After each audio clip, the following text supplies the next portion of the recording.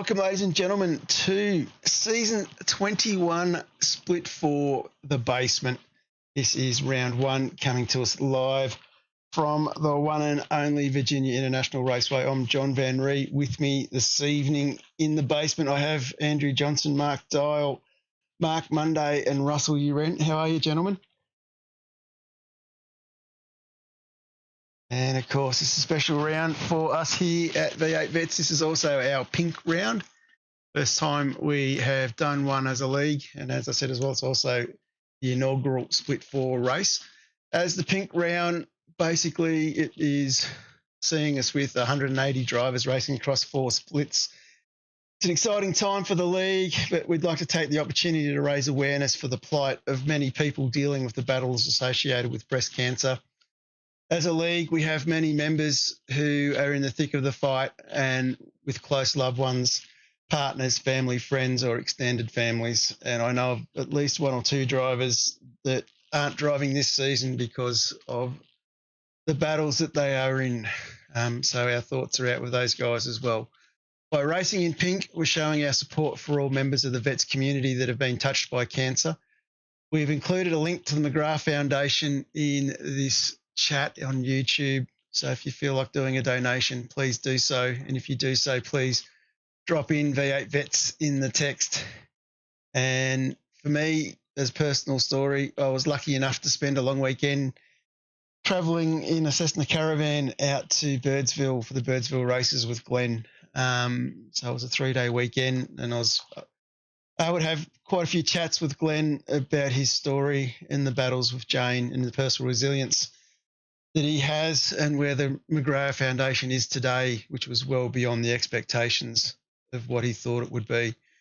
The McGrath Foundation funds 233 breast care nurses, and it looks after 143,000 families that have been supported since 2005. And to put it into context, it's 799 hours of nursing for individuals and their families in the last year. So that's a pretty fair effort from the McGrath Foundation. So tonight we race in pink, and we want to spare a thought for those who aren't racing with us, and we race for them. So cancer.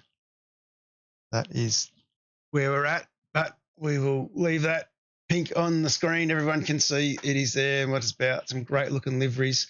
I don't know about split 3 boys, Mr. Dial, but I'm assuming these guys all had some pretty good liveries as well.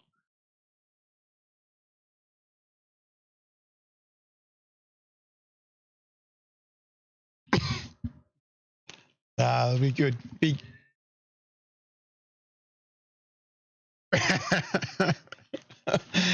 You'll be right, Jono. For those who don't know, Jono's taking over my old show, the Split 3 broadcast, and it'll be on 6:30 tomorrow night, followed by the Split 2 broadcast. So wish you all the best, Jono, and I know the boys that have said that they're going to come in and chat with you.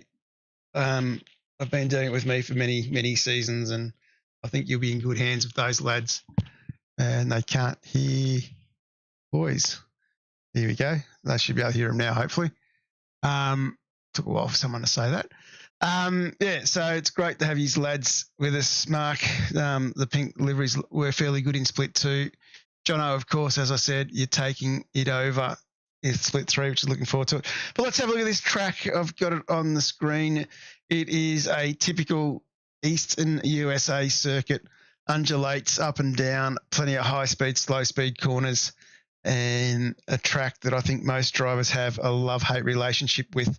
Starts on the start, finish straight, where we head down into the horseshoe, another corner which has changing apexes and different cambers as you go through it.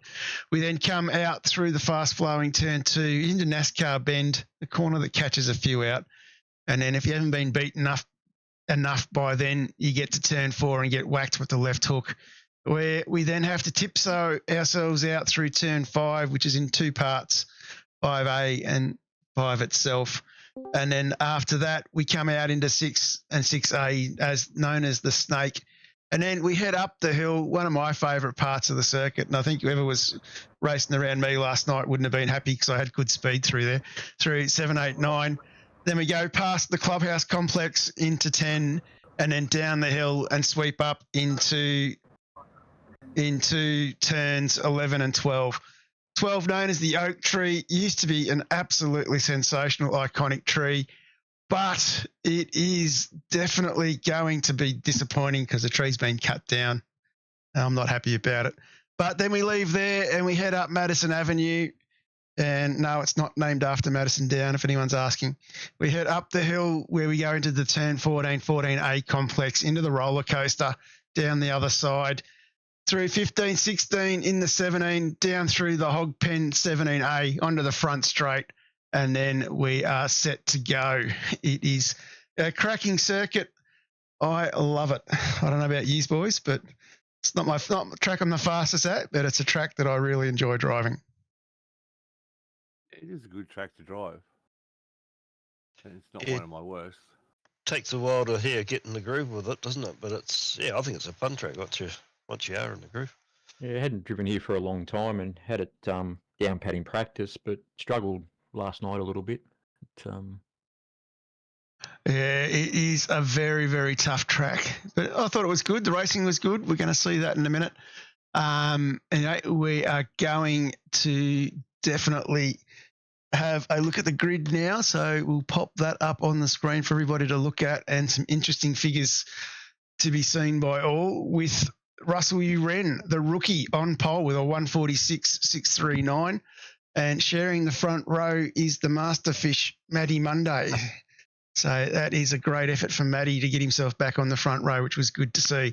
Jeff Sandford from Player One sitting on the second row was another outstanding result. Great to see Sando sitting himself up there. Glen Boyce sitting in fourth, another one of the returning drivers is probably what I'd use to the series. Hasn't raced for a few seasons, but he's back. And then we see Michael Mills from Mills Motorsport lining up alongside Nova Simsports' Shane Patterson in the third row. The fourth row was Matty Beale from Player One lining up alongside the hard-charging Sean Slater from Henry James Racing.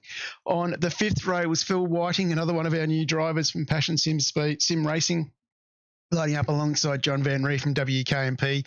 On the sixth row was Carl Pickering from Pico Industries. Great to have Pico back. He hasn't raced for a season and a bit, but Pico definitely picking up where he left off. Neil Waters lining up alongside him on the sixth row from Player One Sim Speed.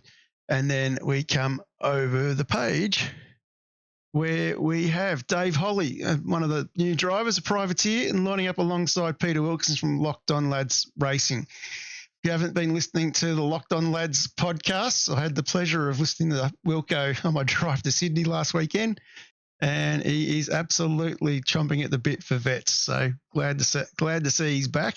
And be interesting to hear what his next podcast has got to say about his first race. We move on to the eighth row where we have Glenn Wilbo from Omen Racing lining up alongside our only Kiwi, Ross Watson from Misfits Racing Team. Of course, we didn't have Braden with us this week.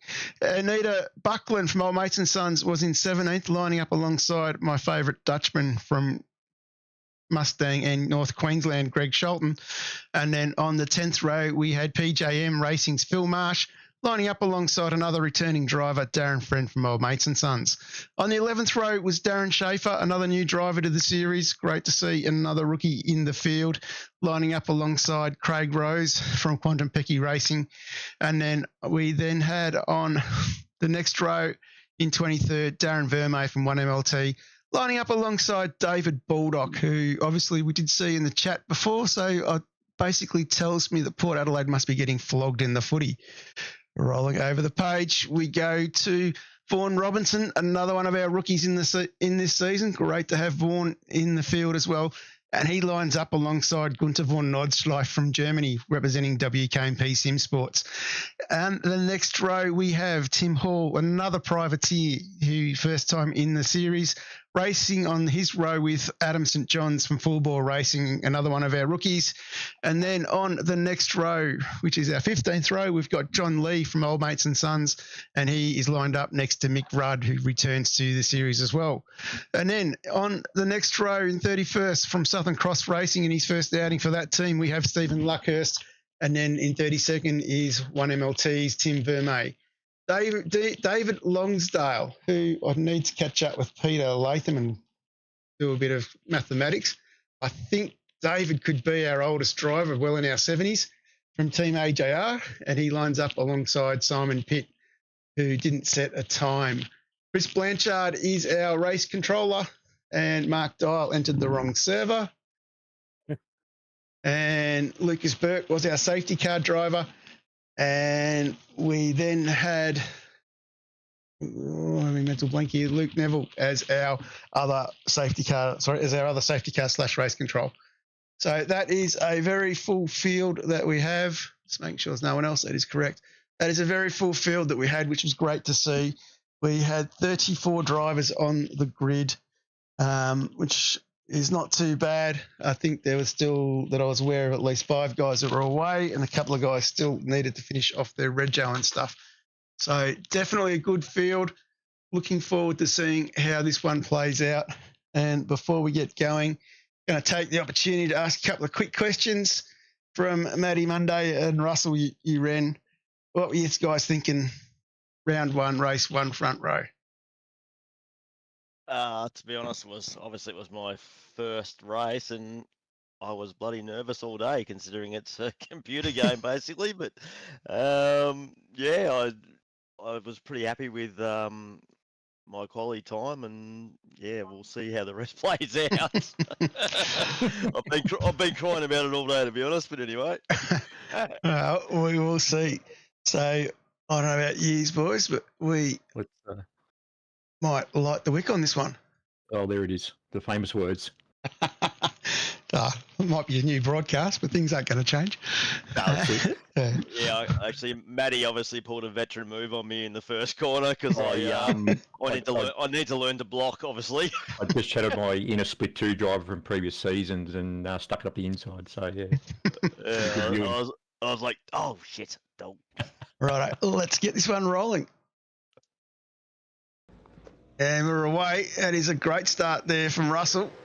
And Matty Monday comes up. Oh, he does switch sides. He's going to head to the inside. Comes back, holds it out there, looking quite well. Definitely a few good starts, a couple of moves going on in the field. But we're definitely trying to get it settled down. Looks like Pickering lost a spot to Wilbo. He's going to drop back here a little bit as see everyone else coming through. Same thing again, quite hard to see who's who with all these pink liveries. As we jump on board with Darren Friend here. You see the battle he's got in the back, caught up on the inside here. He's going to run a little bit wide and in the Nita as well. So a little bit of argy-bargy down the back. Very tough, that 550 complex. Turn that off. Very, very argy-bargy, but it looks like Matty Monday has definitely got the wood here. He's already got a second out on you, Russell. And Jeff Sandford still tucked up behind, battling with your Ren. Yeah, I was having a sip on me vodka up that straight. As we head up the hill for the first time down Madison Avenue. There's plenty of pace. And some very tight battles already further back. And nicely gets it pulled up. It's going to go a little bit further back. Matty Mills in the thick of a battle here. He has Matty Beale behind him. The legendary Shane Patterson in front. He comes down into the hog pen. Accelerates down the straightaway. Everyone sort of settled into a groove fairly quickly, I thought. I actually remember thinking at the start, Matty Monday and Jeff Stamford, I was like, how the hell are these blokes so quick all of a sudden in race? They weren't this quick in quali. I was like, bloody hell, they lulled me into a false sense of security and they were off. Excellent, my plan worked. Phil Whiting putting a bit of pressure on. Michael Mills now. Evening all. Evening, how are you? Cool.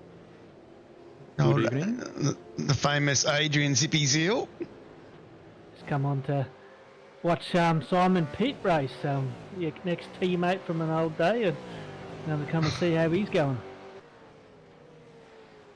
He's doing all right. He's got off to a good start. He's already up 3 spots. I wonder if he's actually watching, because There's a few boys around from his old teammates that are glued to the TV tonight. Great to have them all on board watching. There's this tight little battle here. Already a bit of a break getting up front. Uren starting to come under pressure from Jeff Sandford. Great to see Sando getting into the mix of it.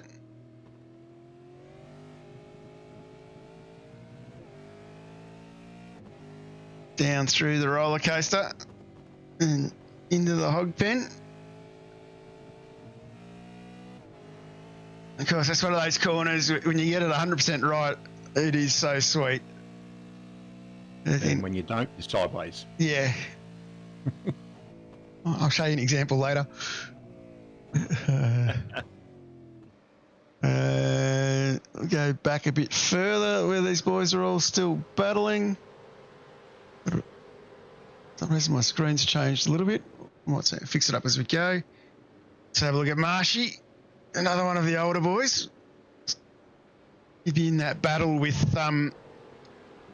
David Logsdale and Pete Latham, I think, for the oldest on track. But don't let that fool you. Marshy won't hold back at all. Oh, so he gets a little tap. Bulldog involved in the middle of that there. That's Bulldog going off the other side. So they're cutting a bit of grass out there. Can't park there.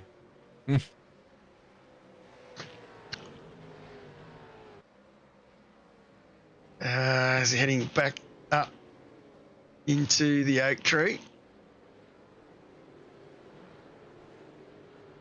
It's good to see, as usual, going to 4 splits with the extra drivers, and we still got, the races within the race. Good to see. Yeah, it was actually. And some good battles as well. Just watching the groups. We're looking for now. Going from...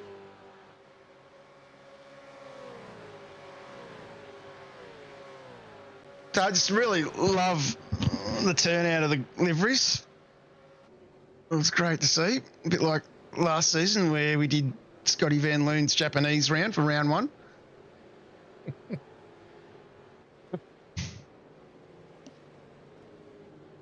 Interesting to see what Scotty Van Loon's got in store for round 1 next. A little bit wide there. It's a bit... That's a little bit unlucky for Greg. And back up here on Slater. He's in the thick of it with Matty Mills.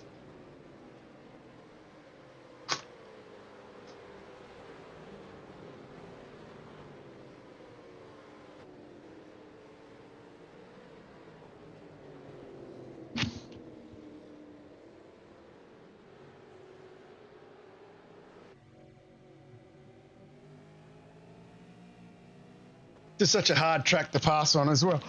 You really had to pressure the guy into a mistake. Yeah, no. This section of the track's really good if you get it right. Undulation left, right. It's nice bit of track to drive. And yeah, I found that too last night. It was such a hard track to pass. You thought with the long straights you get a bit of toe, but you just didn't have the right corner to do it. Yeah, it's one of those tracks where you've really got to think about it and set it up, the lap before and force that person into an error. Yep. Speaking of errors. Ooh. You just, I just found you couldn't relax anywhere. It was, you've really got to be on point with your braking modulation there. Yeah. There's a lot of trail braking here, so. Like coming into that oak tree corner, like I've noticed that's where the split 1 and split 2 guys really make up a lot of time getting that corner right. Yeah, they really attack it hard. And they're on their track edge to track edge. But it's just a fine line between getting it right or ending up off the track. Yeah, and it greatly affects your straight line speed down the.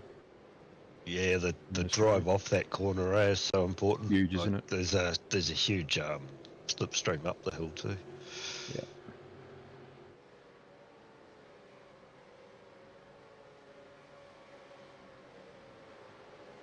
There he is. There he is. Simon Pitt, yep. Having a little bit of a run here with Timmy Vermey. Bulldog in the middle here, so anything's going to happen. And it does. Pity runs up going a bit wide. Purely Dave's fault. Back on safely. Give him a few weeks and you'll get it back together. Oh, yeah. And Carl Pickering back on track with us. Great to have Pico back with us. I seem to be able to take about half a second out of Pico through this section of the track, and then he'd get it back in the bottom half of the track, and had a good little toing and throwing battle with this group for a while last night. Ben Wilbo in the middle of it as well. I believe Hoppy's not training Pico this season. Gone somewhere else, I believe. Yeah, I think Bulldog could be heartbroken about that. But I'm assuming the rivalry was still there.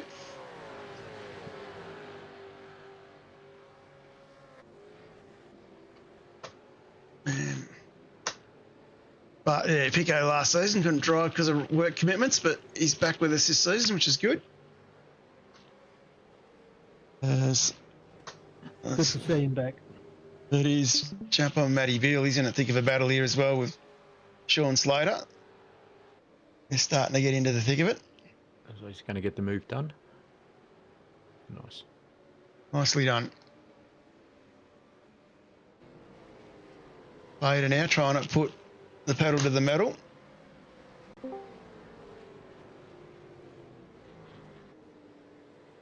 And out a little bit wide. Did you miss a nickel? Oh, hang on to it. Did all that hard work and just loses it in the heartbeat. Lovely bit of four-wheel driving, though, must admit. Well, it did very well. Another one who's been to the Gunter School of Rally Driving.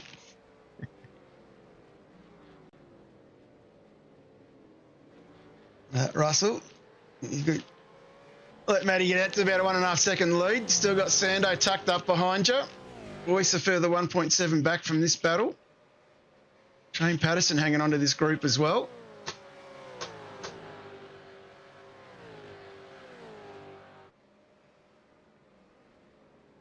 Every time I see Russell's name, I've just got to go to the toilet. It's just, I don't know what it is.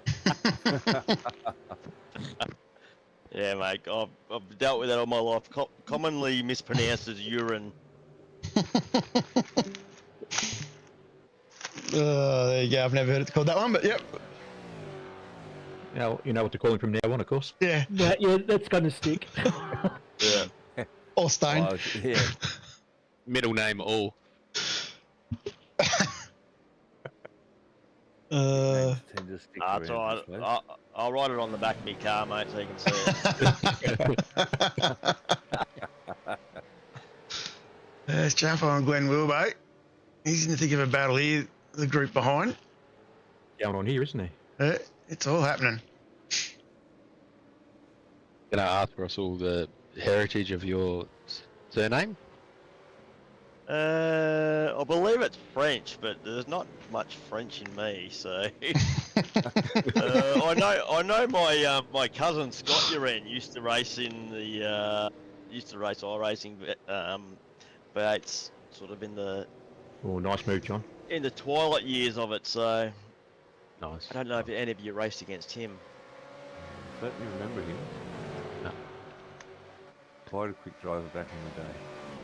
Yeah, I think they were the pioneers of it, I think. Was he a wee little fella?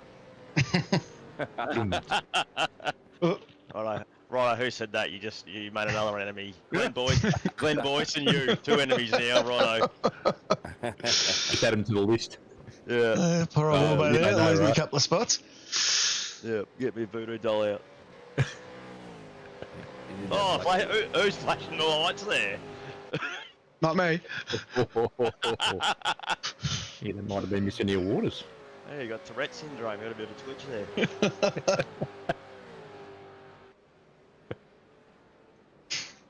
No, actually, I was speaking to John. I was looking for a team to join because I don't know anything about fuel strategies or anything like that. So this is probably one thing that really held me back because I was like, oh, I'll just go in when I need to go in.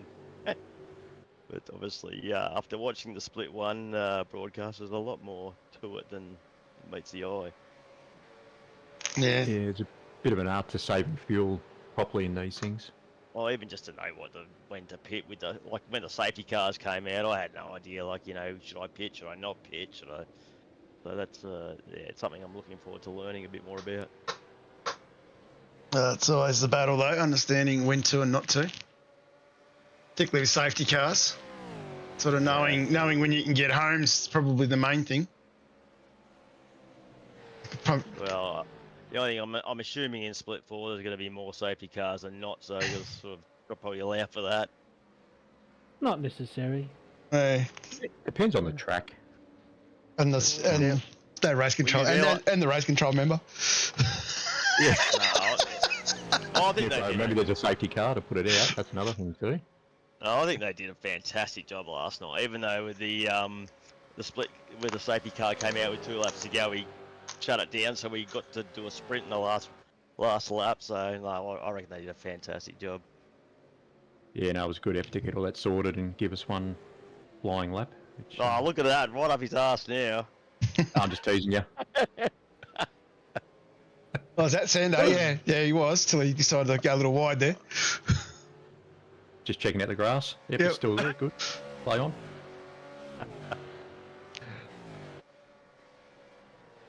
Yeah, I can tell you, wily old veterans, you bloody pulled it out when the race started, that's for sure. Oh, they're Quali, I was like, oh, I've got these old bastards. And then all of a sudden the race started, I was like, oh, fucking hell. Oh, hang on a second, here we go. Oh, I just want to save fuel in behind you. Well, I must have had a being Russell, you are being hosted by the man formerly known as the Sandman. I must have had a couple of sips of vodka on that last lap. Got a couple of horsepower. I'd done all my practicing through the week without my boots on, and I put the boots on last night and just didn't quite feel right. So, yeah, I took my pants off. That felt better. oh yeah, nice. Yeah. Back here, good little battle here. It's like, Greg Shelton. yeah, no, we get along well. Greg Shelton put a bit of pressure on Bulldog. That's not hard to do, is it? Stay over this battle for a second.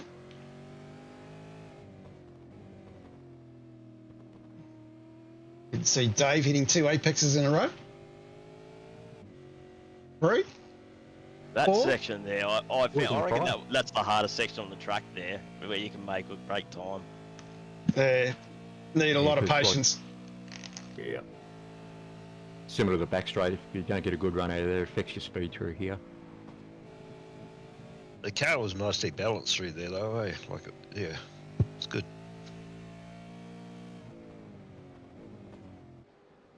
Let's having a look.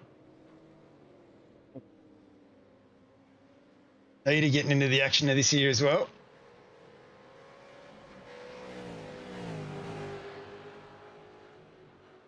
Is it my imagination, or is there a lot more Mustangs than Commodores in the fields?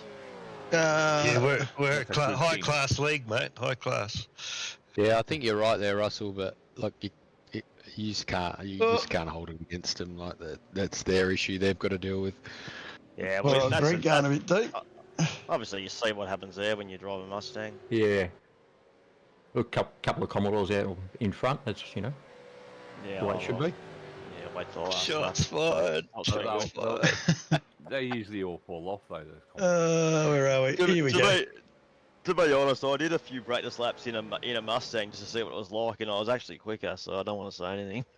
It's funny because they're the same car, same setup. So It's imagination. There you go. Yeah.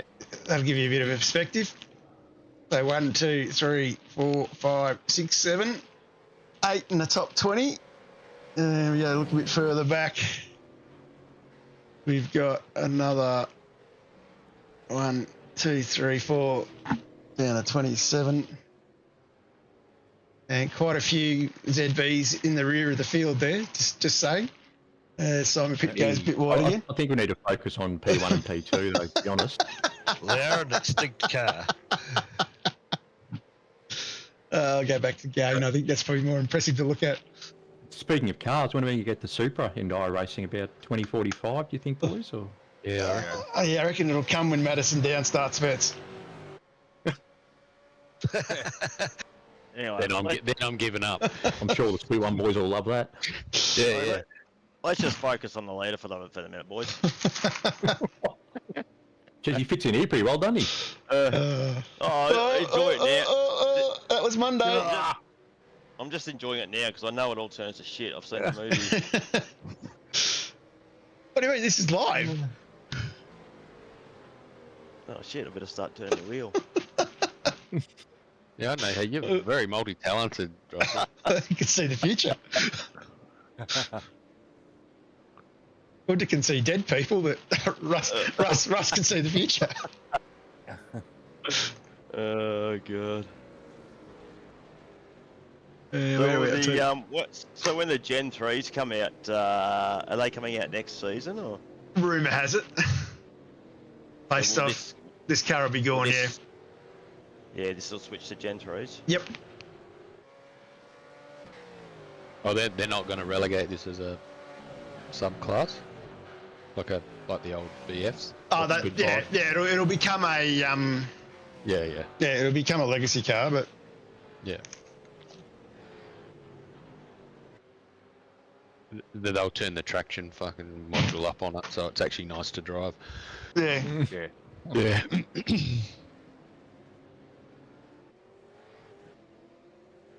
And I've got my screen right up here. Intervals for what I'm looking for. That's better. So you yourself out to half a second lead here from Sandford. I think Monday falling off gave you a bit of a breather. Yeah, bit too much jandle. The lap times are you boys doing that's why on race pace? Joining player one, so Jeff doesn't give me so much grief. 149s at the moment. 149.1, 148.5, 149.1. Yeah, I think the split, so that top 10 split one was in the mid 46s to low 46s. Yeah, that's a fair race pace. Mm. I think my quickest was a 47.3. I missed it. It was, which. Yeah, one stage there I could see Travis Hunt coming up on me, and I was doing low 46 and I did a 46.0 and he still was making time, and I'm just like, I don't know what to do. I'm like, this is bullshit. You did have pressure tyres, but yeah, it's in pain at that top end. Mm. Yeah, even the pace we were running at, I don't know where you guys find the extra time. It's throttle control and balance. Mid-corner. Yeah. Yeah. Dave Holly. Seat time's good too. Mm. Can't believe Patto's still in the top 5. Yeah, he's doing well. I'm shocked. A big thing's getting your field of view, right? Like, that's what's brought me out of the mid-pack to the front end of, or not totally to the front end, but up in that top 10 of split one. I just was sitting too far back from a field of view and pushed it forward, and you're then on the actual braking marker where you should be, and you're feeling the corner better. Yeah, something I've got to look into. I've got John Latham's pretty good on setting all that up, so I'll have to get onto that. And I didn't find out until I had a young guy who's come and started racing, and he was watching me do some laps, and he's like, I didn't know you were braking down right down near that 3 brake marker, and I'm like, I'm braking at the 4 marker, dude. And he's like, no, have a look. And I was like, oh. So what I was seeing in the car versus what someone else was seeing externally, I was like, okay, I'm in the wrong, my view's wrong. Mm. Yeah. But how have you adjusted that? Because I've set up mine like sort of by the iRacing calculator with the size of the screens, the angle of the screens, and my distance from them. I just pushed the field of view. I think I went from 185 to 160. Okay. Yeah, that's all I did, and then I was hitting the brake markers that the spotter was seeing that I was hitting. Yeah. In the car. So yeah, it's getting that. It goes back to this old, concept of when I first started in vets, and Mark Peck picked up on it. About checking if your rear brakes are locking, front and rear brakes, and you actually, hold the brakes hard until the rears or the fronts lock up, and then you get outside the car and watch the replay. And it's like, oh, the car's actually doing that versus, that's the same as the field of view internal of the car. Yeah. To what it looks like external. Yeah, even what I've been playing with is like, how you can, when you're sitting in the car, you can adjust your driver's seat sort of like forward or back. Even I've been playing with that a little bit because that, it makes a lot of difference, but. Yeah.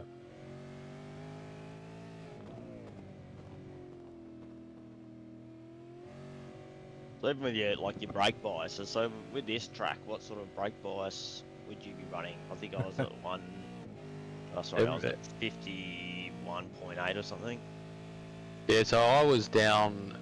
So I did my quick laps with a 49.4. Yeah, right. And then by the end of the tank, I was up to. I was pretty close to 51. But then other guys were running 51. And moving it forward from there. I think Gamble was running 51 or just over. Yeah, so I mean, these are the little things I think that I need to learn because I don't understand. To know. I was running when you bike mate.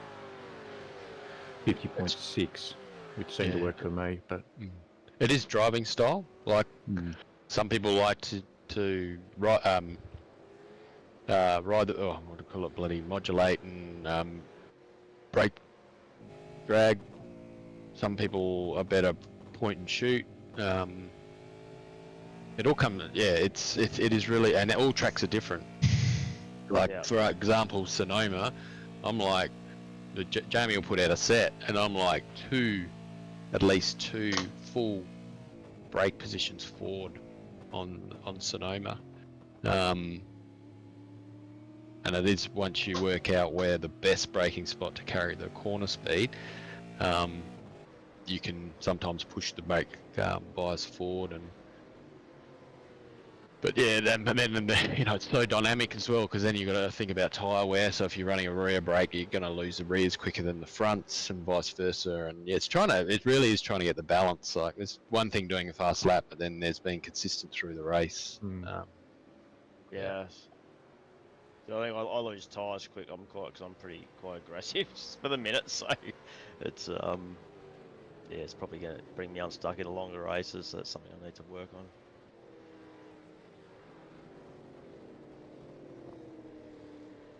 Yeah, one of the things I do when I first get into the first session of the week is go ridiculously backwards on the brake bias, and then ridiculously far forward, and just work out where it's best off there. And then sort of, bring it back a couple every time. But do you judge by that if you're locking up the front brakes and the heavy braking zones, or what do you sort of judge it on? Yeah, if you're not locking a wheel, you're doing all right. Yeah. Yeah, you almost need to sort of find the limit and then just back it off a little bit. Then you've got a bit up your sleeve if you're, tyre wear and that sort of stuff too. So. Yeah. The trickiest thing with iRacing is and Cameron Veacock, who a lot of people know in this room, he taught me by watching, it's so easy to overdrive. It's surprisingly, when you think you need to be driving fast, you're actually overdriving. So you're actually missing the brake marker slightly, so you're pushing the brake pedal heavier, which then upsets the car, potentially pinching a brake. You've lost your momentum. So there's this balance of trying to find the perfect brake marker that you're carrying the most amount of speed. And it just comes with seat time and practice laps. Sometimes it's best to set a personal session up and heat the track right up. So it's like the traction's low and it's slimy, and it really forces you to find the sweet spot where the braking marker and corner speed is. And then when you go into a cold track with lots of grip, it's like, holy moly, like your Yep. times just come right down. Yeah. When you do the practice sessions during the week, is the track condition always the same? Or is it, Yep. Because it is. It must have been my imagination, because some days I felt like it was really grippy, and other days I was like, oh, Jesus Christ, I'm all over the place. But Yeah. it was obviously get that a lot. not It does happen, even though the setups of the servers are set Oh, identical. Jesus. Greg, Who was... that was a bit average.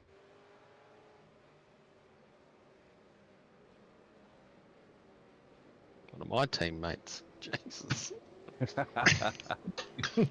Whoops. I'll have a chat to them.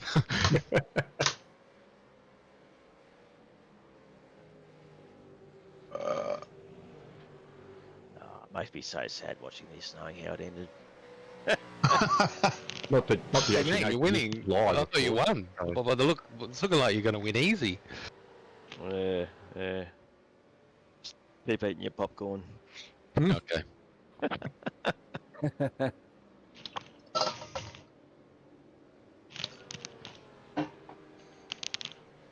good on, How'd you alright. boys find lap cars? Oh, to be honest, I found it pretty hard. I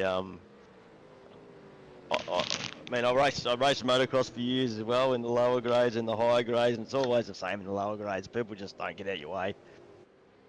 They don't seem to understand. Just get out of the way. Oh, it happens in split one. I had to call blue flags, and I very rare that I call people not abiding by blue flags. But on this track, it's just it's terrible. I think towards the end, I think get taken out a little bit by a back mark, and I didn't even bother complaining because I just understand it. But I think that's why I was so pissed off about the last lap incident. But anyway. You're not the first one that's happened to, and probably won't be the last. And unfortunately, it's just hard. And there's definitely two, as a back marker and being lapped, there's definitely two ways about it. One, you can be really obliging and get off the race line and back right out of it, or you can be the defensive one and go, well, it's my track. I am slower. You find a way around it. And it's just it's tricky. It's knowing the drivers sometimes, knowing the ones that are going to stick to the race line, and you're going to have to find a way around them. Oh, 100%. It used to be the same with motocross.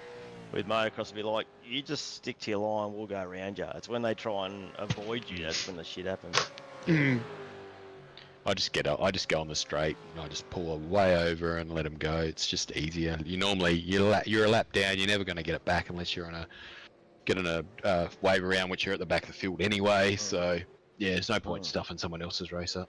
I think it might have been at some stage Jeff was in front of me. I think he got taken out by a lapper. Yep, here we go. PK's in. I think I actually went into the pits, and if he came in, I was going to let him go back in front of me because I saw him get taken out by a lapper. I was like, fuck. You'll find by the end of the season, those guys that are at the back end will pick that up by the end of the season and go, all right, this is what we're meant to be doing. Yeah. And they'll know who the fast guys are and just get out of the way. Yeah, the only time it gets difficult is if there's a battle on. The lapping person's battling. You're battling as the one about to being lapped, and you look in the mirror and you go, well, he's got 6 seconds onto the next guy. I'm sure he can wait until I've got the move done here.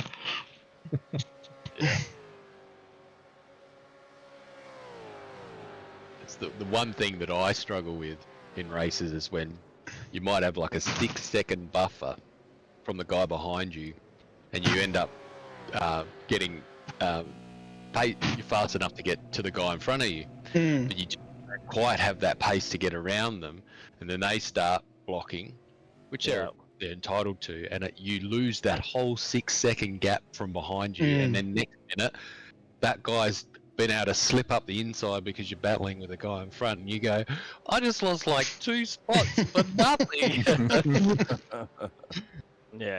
Yeah, they're hard to swallow, those ones. All right, Boyce and Patto in. They're starting to see a few stops happen. Have a new race leader, Mr. Sandford. He's got pasture. Dirty mongrel. How dare he do that to a Commodore? Jesus. Must have been a dirty move. Gold rims, look at him go. Yep, flying.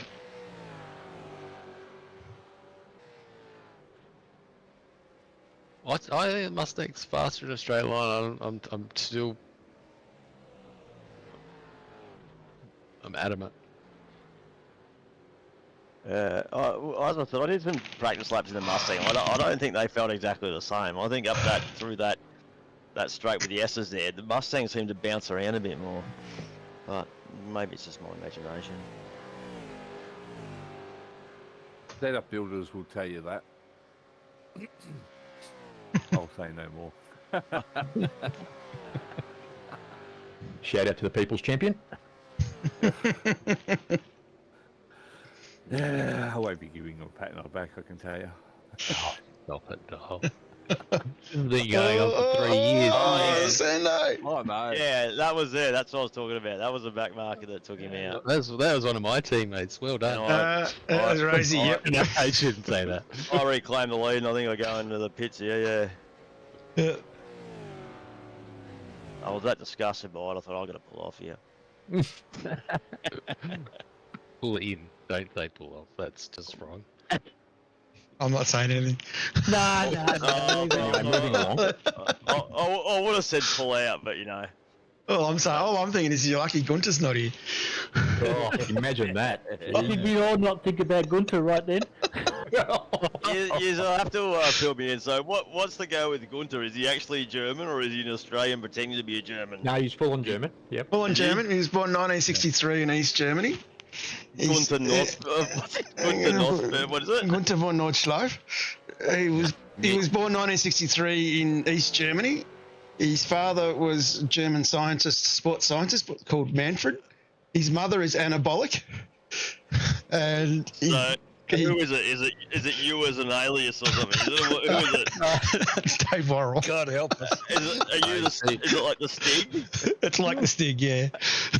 Yeah, and you have to do the initiation. You have to do the initiation, which is watch the gut. Well, like, actually, you can't. Bathurst. You have to watch the Bathurst of Gunter. No, I've watched it. Oh yeah. Oh, yeah. You call this a straight? This is not a straight. I watched it. I was hoping it was going to be in here tonight. But it can't be John because you were in the same race as him. He's So.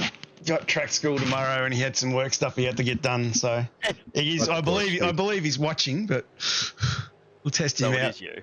It's not I'll see me. if he's in there. If he comments. Is he related to Hitler at all or not? Oh. We can't say. There might be some long lost uncle in the middle there. Twice removed from the left or something. Yeah, something like that. Scenario. Yeah. Sandford's into the pits. Patto under a bit of pressure from Slats. Where's Rusty? Oh, he's back in 8th. Oh, God. I thought Dave would be on the chat because they're not happening for him. It's not happening. I'm going to apologise in advance, but the next time you see me and I've got stutter, I think it's from watching this. Yeah, it is a little bit stuttery, I think. It must be in the replay because everything else is looking normal. Random though, it's not weird. I haven't missed any frames or anything, so. Not 100% sure. Imagination, or has iRacing been a bit more stuttery since the update? Because I'm running a 4090. I never used to have any problems. I've noticed a little bit of stuttering from time to time on it since the update. There's a little Better bit than it happening. was. It's better than it was. Like I reckon, start of season 20 was shocking. Yeah, I knew he'd come alive. Yeah, he's alive. Yeah, I had all those. When we had all those mass drops and that, I haven't had any. Yeah, like once they sorted that, it's been rock solid ever since. Mm. But yeah, I'm getting that stuttering too. I thought it was just on Discord or something. But No, not sure whether it's my replay. I think only I can put it down to. So Slater trying to get a move done on Patto.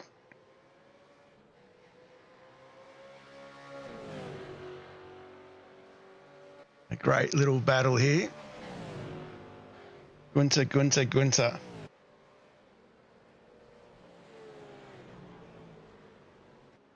And where are we up to? Lap 21. You guys a little bit out of order here, making my job a little bit harder.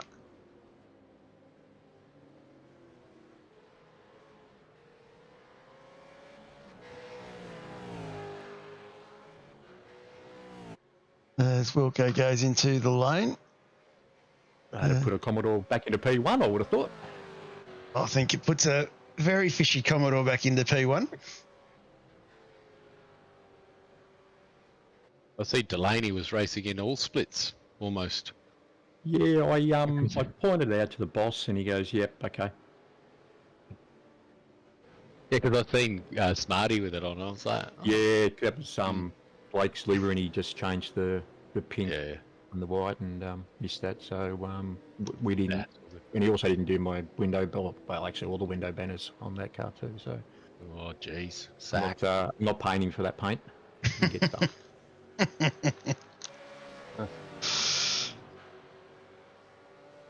When you're in the race, is there anywhere where you can see how many pit stops the other guys have done or not? It depends on what software you're using for your overlays. I've got JRT, and you can actually add and delete things, customise it to how you want. So yeah. I can basically put in, if I tick it now, I can add in when people last lap people pitted. Yeah, because that's what I was when I was like those last 10 laps. I was like, gee, I wasn't sure who. I knew I'd done 2 pit stops, and I wasn't sure. I was like, if the blokes ahead of me still had another pit stop, or. So the trick for you, Russ, might be that at the start of the, and I'm sure they're still doing it, split 1 broadcast. If you're watching that, they do 3 different fuel strategy options. They have that. Yeah, it might be. If you didn't know that, you might already know Yeah, that. I but saw that on- sometimes I look at that because I'm like, I don't know what I'm going to do. I'll just follow what the leaders do. I saw that on the replay, yeah. Mm. But what time does that go on though? Because isn't it pretty much at the same time as what Yeah, we it's start racing? Mm. Yeah. So you just have that up just before. Yeah. Ooh, bit twitchy from Slats. Contact there. Turn it off. But it just gives you like particularly the make it home first pit stop. Yeah. Yeah. Because especially if you have an incident. But it's a lot different to the way we used to race with the 2 compulsory pit stops. Definitely, it's brought some different dynamic racing into it. Those that can fuel save. Ooh. It's through. Can Poor old definitely Patto. benefit. So obviously, if you're fuel saving, it just means you're gonna get a quicker second pit stop, does it? Like. Correct. Yes, Yeah. correct, yeah. And you can potentially jump 2 or 3 spots. And Michael Mills has popped an engine. Similar to the undercut or overcut too. Yeah. Yeah. See, that's why I want to join a team so I can learn about all that stuff because. So I've gone from 4th undercut. You guys come out in P1, but it does go a little bit pear-shaped later on because I may have forgot the 2nd CPS under safety car. Had a bit of a blind moment. It's pretty dynamic. Like you can do, if you do an undercut, and you're doing a big fuel load, you got to run the gauntlet of being in with slower guys. Mm. Yeah. The reason I did that is because I was sitting in behind a couple of slower cars. So I thought I'll pit, go the undercut, and then worry about the rest later. Yeah. That's the only thing I think. Obviously, with the split 4, you've probably got more slower people. So if you end up at the back of the pack, you're going to lose time because you're trying to come through everybody. Yeah. Yeah, that's what happened to me last time. I just, by literally 5 seconds, if it was 5 seconds shorter in the pits, I would have jumped a couple of cars that weren't as pacey as me and you end up behind them, but not quite enough to make a clean move on them, and you lose a second a lap, and yeah, there goes your advantage, and it's just you just got to suck it up. Whereas Well, I imagine Snake. probably was split 1 and 2, 3, even the back guys are probably still fairly fast, I'd imagine. Oh, we have We have safety car. Safety car. Yeah, Millsy has stopped out on track. That car had a smoking engine, so he's in a little bit of a bother. Bloody forward, typical. And of course, we is definitely looking at Matty Monday as our race leader still at the moment, and the safety car is about to come out on track, which this season we have the new McLaren 740S GT3 Evo. Just to keep the safety car driver happy. Yeah, and there was a lot of annoyed people in our Discord going, "Oh, look, I've got to update a bloody safety car." So as soon as Bruce come in, we let him have it. You didn't have to pay for it, so only the safety car drivers. Matty Monday coming over the top of the earlier, so along a lap makes it rather difficult for us to get everyone sorted. Is that a AI safety car, or is someone actually? No, it's Lucas Burt. He's our safety car driver. Yeah, right. So it's all coordinated by the guys in race control, and not an easy job. I had it's very tricky. I had the pleasure of doing the being the chief race control for the Pro Series co-driver challenge on Wednesday night, and I think I managed to get the safety car out by half a car length in front of the leader. So definitely not easy. Hey, well, obviously, this is my first season, but I've actually been blown away by how professional it all is, and yeah, just how lifelike it is. It's unbelievable, the guys that do it all. We've had 21 seasons to practice. Yeah. Oh yeah, but just, You're right. You're right though, Russell. That's what gets everyone hooked. It's just done how it should be done, basically. Well, just the guys putting up their own time though. The guys putting up their own time for the race control, and it's very impressive. And just going back to and taking that, hats off to race control and safety car driver. Like, if there is an incident when it's particularly looking like a fuel stop or a pit stop for the drivers, it becomes quite complex on trying to pick up the lead car and who's actually the lead and not disadvantaging and someone. It takes a bit of discipline, that's for sure. Even doing the waiver rounds like last night, even just working all that out on the fly, it must. I don't know what software you got running in the background, but still, it's not. It's a bloody good effort. You can definitely go pear shape, and it's not easy, as we saw with the Pro Series with Interlagos.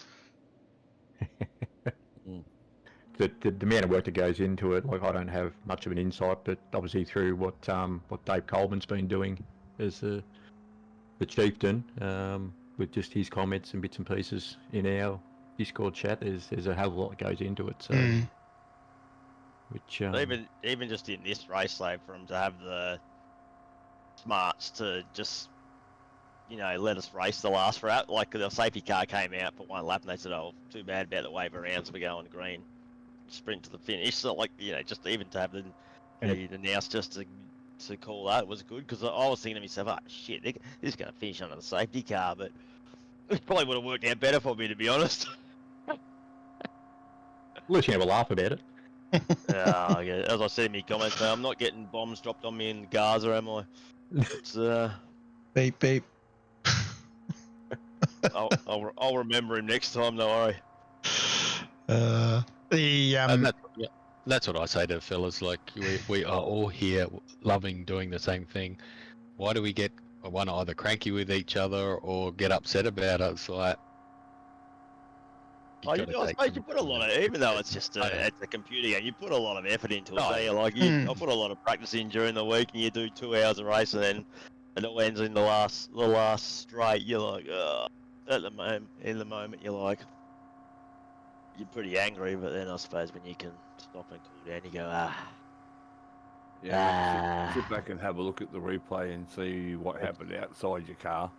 Yeah. Oh, I haven't even Changes seen it, view. but I've analysed it 10 times in my head today. Like, oh shit, maybe did I move over on him? Did I don't know. I had a it look. went from he was an absolute prick taking me out to oh shit, maybe I don't know. I think there was No two one's- cars no one's going still- to the same bit of real estate.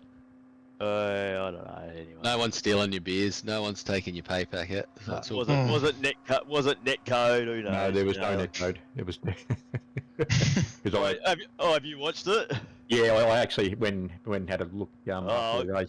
Give me your feedback. Did I move No, over? wait till we get to it. Yeah, was Yeah. this Not that spoilers it's over happened, this is inside live, before you remember, came guys? on tonight? Oh, I'm talking about last week's race, not this one. Yeah, the practice race. Yeah. Mhm. Yeah. NFA.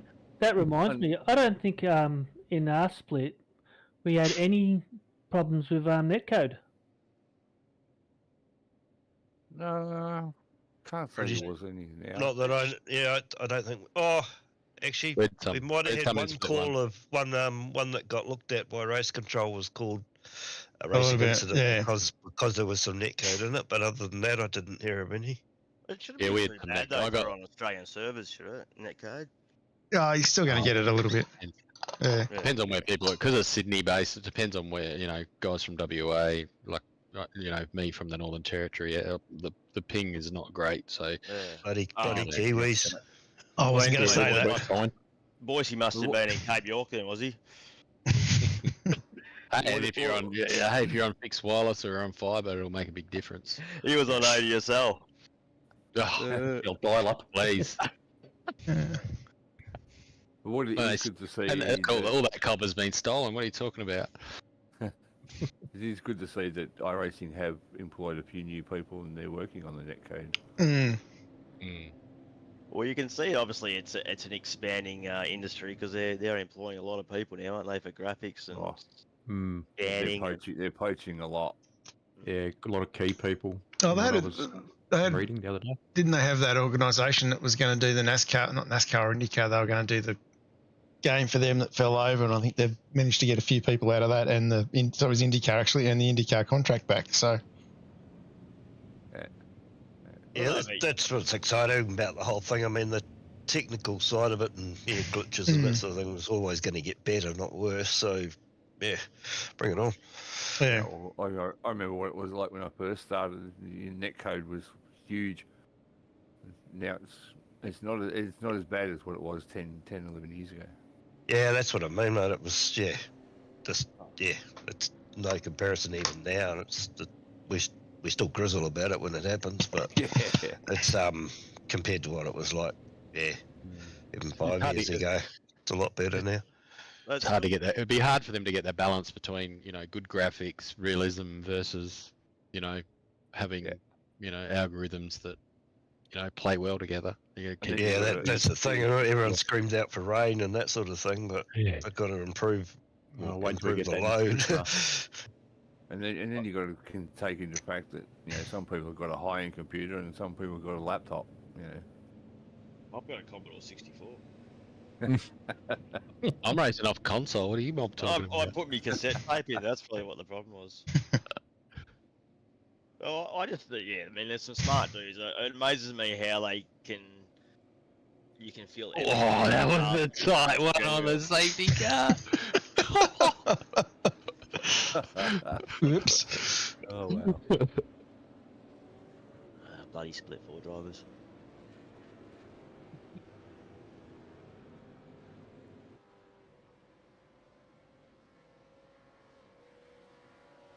Like seriously, iRacing has to start looking at V8 vets as like this is like what a it'd be interesting to see, and you can't see because unless you're a member of a league, how many other leagues are progressing to 4 splits on a night. 180 people, yeah.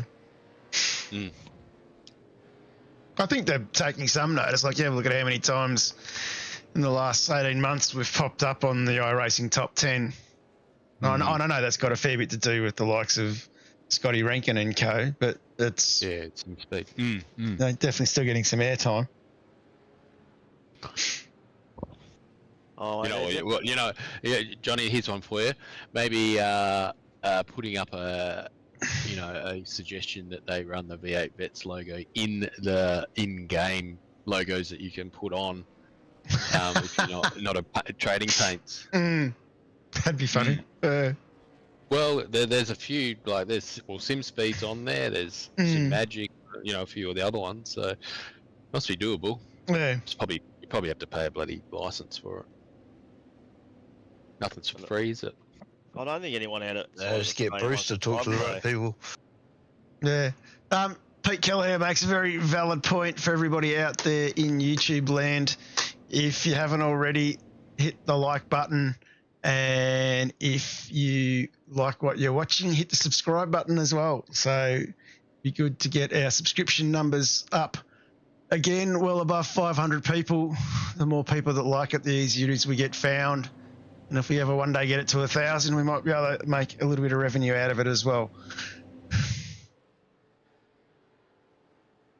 As I think we're going to go green this lap as well.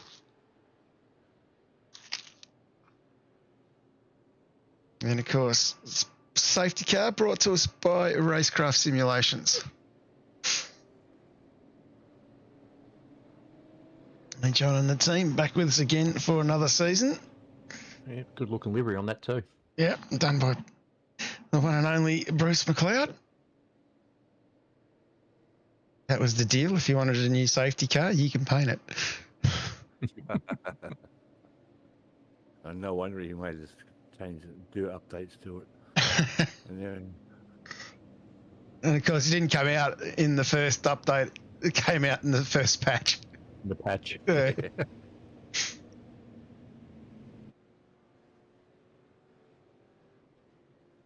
So everyone's had the wave around. Most guys are back on the lead lap except for Michael Mills and Mick Rudd, David Longstyle. Definitely seeing this. Good to see Sandford battling for a podium here. I've raced with him for many seasons now. Yeah, Sando doing well. In saying that, though, the thing we need to be conscious of before we go back racing, if I can quickly hit the button, is Monday and Sandford have only done the one stop. We go back to Boyce, he's done the 2 stops. Uren's done the 2 stops. Yes. Beale, Slater have done 2 stops. That is the trick of where you really need to be. And with 26 laps gone, you can quite easily fill her up and come home from here. So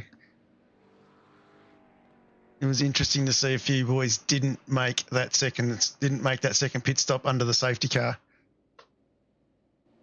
And Monday now has control of the field. And he's gone. We are green flag racing. Yep, I didn't even get it sideways. Go me. Yeah, caught him napping too. Yeah, I was sort of in two minds where to go, and I thought I'll just go where I went, and it sort of paid off. So That's a double move on the straight. What's going on? No overlap. You were safe. I know.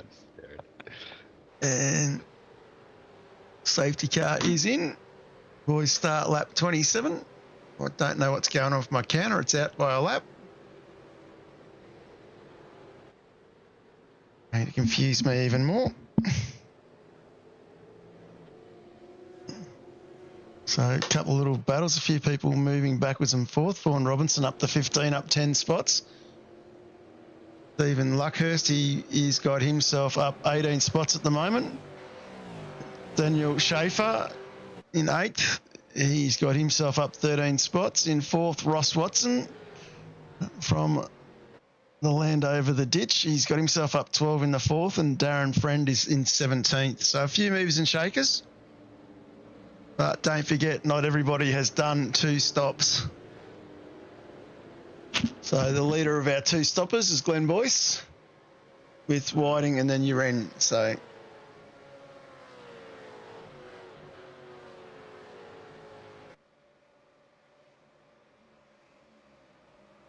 definitely a good restart. Monday, though, he's under a fair bit of pressure from Sandford already. I was just teasing the Mustang.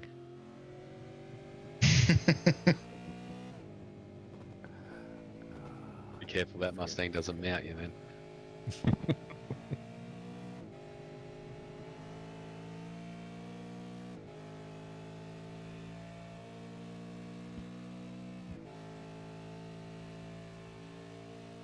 Definitely feeling a bit of pressure here. Trying to show his nose a little bit. Yeah, probably spent a little bit too much time driving in the rear vision mirror, to be honest. But I'll have to have a chat to myself about that. Yeah, one thing I did like about this track is you didn't really have to worry too much. It was unless someone got a really good run out of the old oak tree double right-hander, and up to that next terrible part of the track that I hate. Was either turn one or there's no real other options. Hmm. Yeah, it's sort of follow the leader in between, isn't it? Especially. I'm actually in a bit of trouble there. That looks like another one of my teammates causing a drama somewhere. You're going to have some sort of team meeting. Oh, What team's that? Oh, you don't want to join them. They take people out. Crash them out. Yeah. No, we're not fun. Aggressive. We're not fun enough. People will leave. You might be better being on the team then.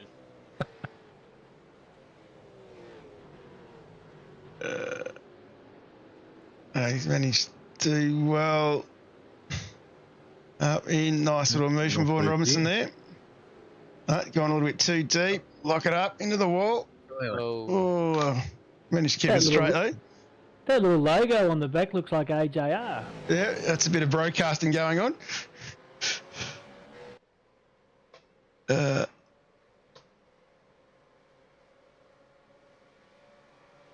Blanchard on race. Is Blanchard race control on this one? Is race control. Yep. Yeah. Making sure I'm not double missing a mistake. Oh, there you are. Yeah. There it is. There it is. Oh, look at that. Look at What a that. neck. Hey. Whoa, you almost Yeah. got a pit entry. There you go. What you saying before about lighting them up, Matty? Yeah. Yeah. No, 10 out of 10. Yep. Do it properly.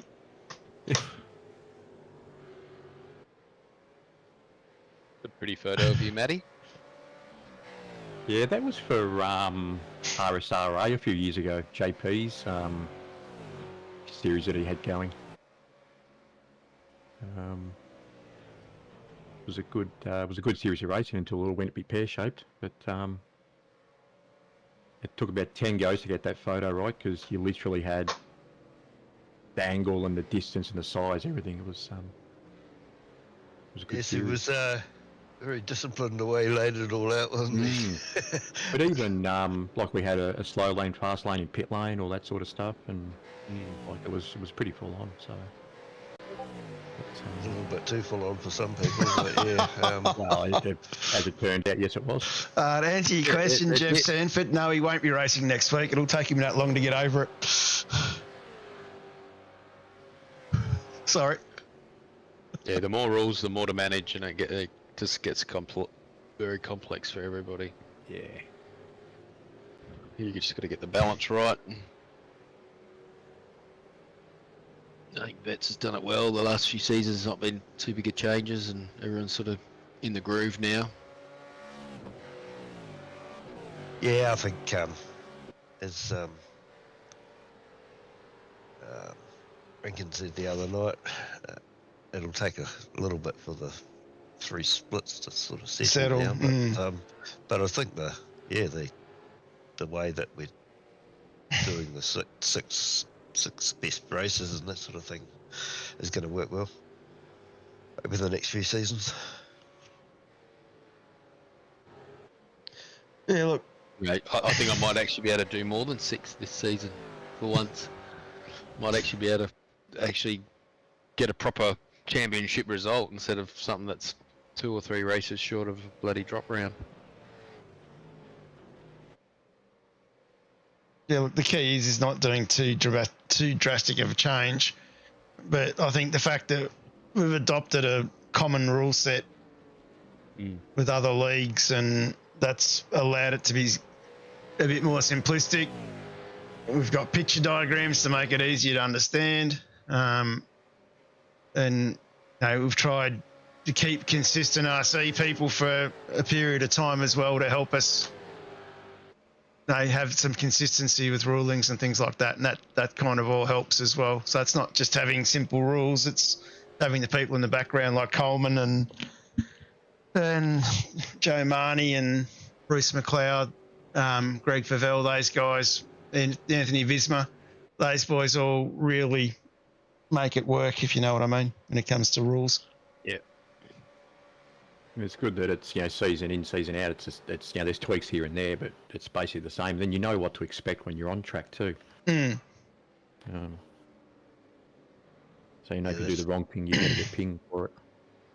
And most of us have been racing a long time as well, so we're all used to each other and used to the rules. It's a thankless task, but somebody's got to be the enforcer, don't they? Can be. Like I've obviously done a little bit of recent time. It can be quite rewarding if you're in with the right group of guys. You're on the same page, and you see a different angle of the races, and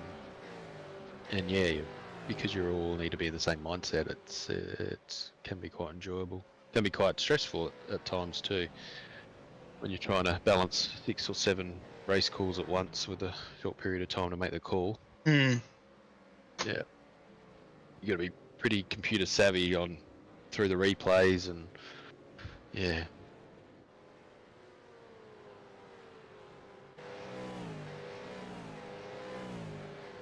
And as a league, we're lucky enough to have some blokes racing in the league that have, what you basically call league legends, not league iRacing legends in the sense of Coraliff and Simon Black, that have sort of ran ACR for so many years with Scops and I think something like 34 or 35 seasons of Dev. We've got Pete Baxter, who's the chief steward of Pro Series. Richie Barella, who's another one of the stewards from the Pro Series. So, we've got some pretty good experience in the room. Geez, I forgot about the development series. Jeez, it's not that long ago, really, but it's I agree that development series was where it all started for me. That was 7 years ago now. I heard a rumour that it might be coming back. No, it wouldn't surprise me. When the Gen 3 comes. You've been doing this for a long time. I'm the new kid on the block. Are they going to say that the Gen 3 is that bad to drive? They've got to bring back the development for the league. Jesus. We've got to start again.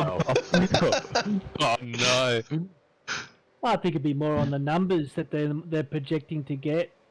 That there might be a good enough reason to bring it back out.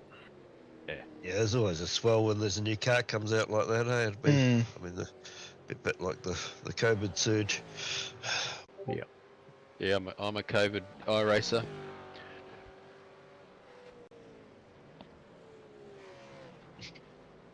Never ever seen myself as a gamer or sim racer, but yes, it's once you have a go, and if it injects into your blood, it's very hard to let go of.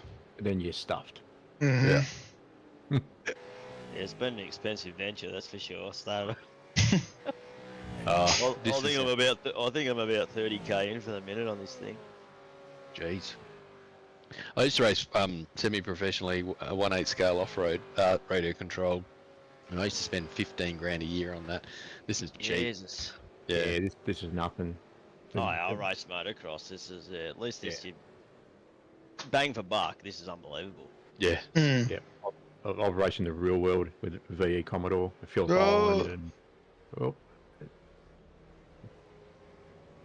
yeah, what was that costing you, Matty, a race meet? Phillip Island, 2-day meeting. Well, usually Phillip Island wouldn't stay down there, we just drive back. But your pit garage, food, fuel, $1,500 easy, and that's you do an oil change and work on the car, whatever. Without any damage. Yeah, that's right. Tyres every couple of meetings, maybe 3 if you're lucky. So all the spares you got to have. Brother did a regularity race at Bathurst back in 16, and it was about $5,000 for the weekend. Entry for the 6 hour for $10,000. Yeah. One of my customers races an old Mustang, the old Mustangs, and he worked it out over the year. It cost him about $10,000 per race. By the time you start stripping motors down and rebuilding them and all that, about $10,000 a race he puts aside. So, well, they say if you can't afford to crash it, you can't afford to race it. Yeah, exactly. Versus pixels. Like say, for what we pay to do this year, it's set up a rig can be expensive, but you're not you blow up an engine or put in the wall, you just hit exit and go again. So not in a bets race yet, Doug, because you get penalised. Well, no, but I mean, in a practice session, for instance. It's good to see you've been reading the rule books, haven't Except they were just going to sort that fuel thing. I was about to say, I just don't understand how he couldn't afford the fuel though at Silverstone. I don't want to know how many cars I've written off. Oh my god! Imagine if you added it up. All in the same boat. Let alone the Formula 1 cars that I've got in and had an attempt at driving them and put them into the wall. I'd probably go one further, Tim. The number of times you've died. Yeah. Actually, I only wrote one car off because I died at the same time. Ross Watson's got himself into third now, with a few boys starting to do their second stops. I died the first time I tried the Bathurst jump.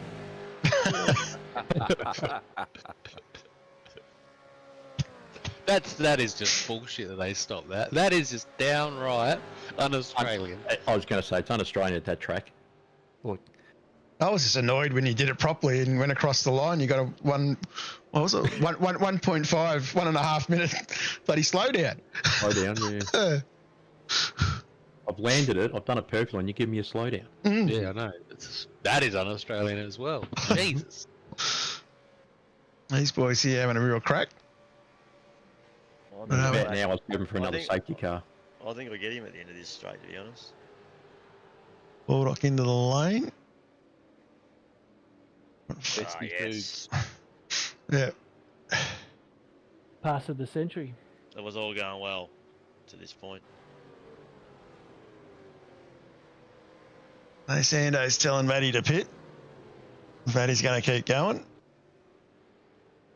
And Matty Beale. Sydney on the footy. Yeah, explain the Port Adelaide tissues in the general chat. I couldn't help myself.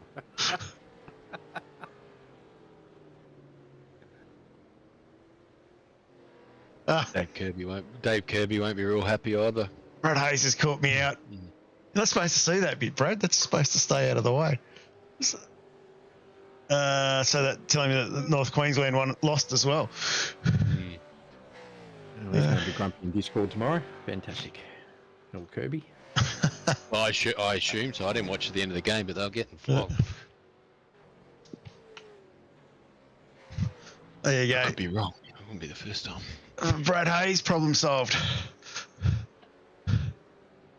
And what are we up to? Lap 36, Matty Beale. We saw him go off on turn 1. Race is about starting to get a bit real now. Starting to get towards the business end. Not too many more to go. Only about 14 laps. So currently at the moment, the race situation, our race leader is into the pits, Mr. Monday. Sandford goes across the line again to lead another lap. Hey, Jeff doing very well, but close behind him. 4 seconds down the road and closing is Russell Uren, Glen Boyce, and Phil Whiting. He still needs to do his second stop, so he's going to go another lap as well, going along on this setup. Then Daniel Sheriff in the same boat. Patto is the next guy who has completed 2 stops. So I might just throw up the pick graphic to make it a bit easy for people to see. So we've still got a few boys in the pack with Monday doing his stop that still need to do theirs. So Watson's another, Holly, Lee, Van Ree with a pit stop, a 40-second stop and hold, and then decided to pit again as the safety car came out. So not a great strategy. Pickering has done his 2. Darren Friend has done his 2. Luckhurst has just done his as well. So that is where the pit strategies are at. And our highest placed drivers at the moment are Daniel Sheriff, who still needs to do that second stop. And believe it or not, drum roll, this bloke is in the top 10. He's up 15 spots. Under pressure from Sean Slater at the moment. So I take it the magazine's coming back out. Oh, Slats, hang on up, son. I think it's actually being printed as we speak. Yeah, I bet. I think Reg came out with an idea to put him to shame, so he won't do it. Hence the season 21 graphics. Was done by LCG Images, Red James. Not racing this week because... Knew there was a connection there somewhere. It was a nice segue, wasn't it? Yeah, very nice. That was the start of the bonnet thing, wasn't it? John? Yep. A hairy CEDO booklet. Must bring that back one day. If the Grand Poobah allows me one day, maybe. Well, we find out tomorrow night who we've thrown on your bonnet. Yes, 26 Sharks, 18 Cowboys. Move on here. Yeah, gets it done. Hang on to it, Slats. Still twitchy. Still going. I think he's right now. I think Bulldog could be playing the wily old Fox game there. Staying out of trouble would have been the key. He would have been happy to sit back and wait. Matty Monday's starting to work his way back through the field from 12. Yeah, I performed some sort of miracle in these last laps. Which, Of course, he'd be loving those new tyres about now. yeah, it wasn't actually too bad, but always nice to get a new set of boots.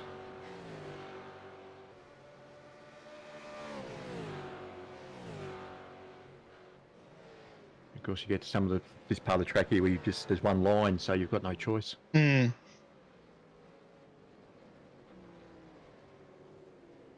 a big speed difference through there as well.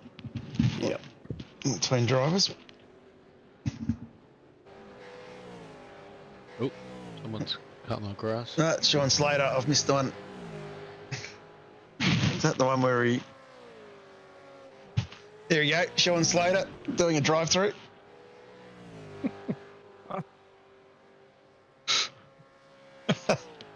I did catch it. There you go. I tell you what was interesting for this track, the entry to the pits was very, should you say, very tricky. You can get caught out very easy on this one. I don't, more than others for some reason. I don't know if it's where the speed limit board pops up on your screen is a little bit late than normal. I think that's what it would have been, I think. And the cones aren't your typical cones that you're looking for either. Yeah, exactly. Oh, hang on to it, Ross. I'm waiting for parents to pop up if you'd be talking about cones. Jesus. What are you trying to say? Oh, like he in his day job, he's one of those traffic control guys. He puts out the cones. Yeah, that and in pit lane. You know too. what I mean? Yep. You know what I mean? Yep. You know what you're putting down. Love you, Scotty. In the spicy chicken.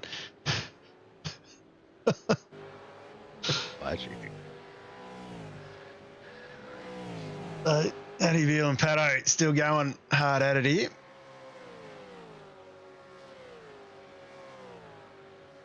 Don't worry, Slats. We haven't seen the last of you tonight.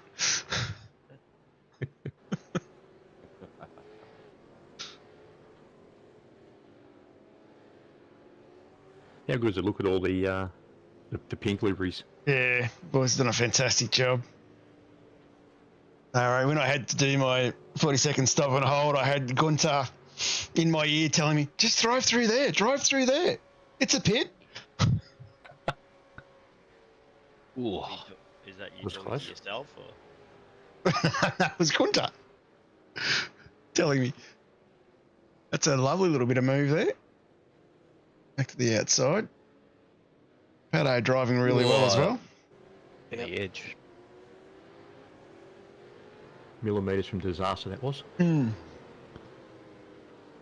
back to Ross Watson. He's in the thick of a battle as well.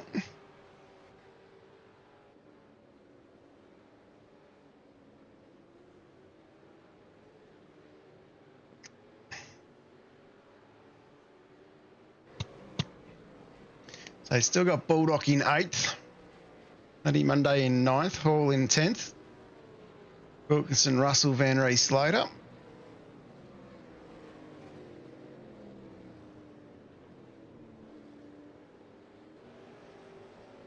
Very easy to get put off through that section. Yes, there's a nice bit of avoidance there. Good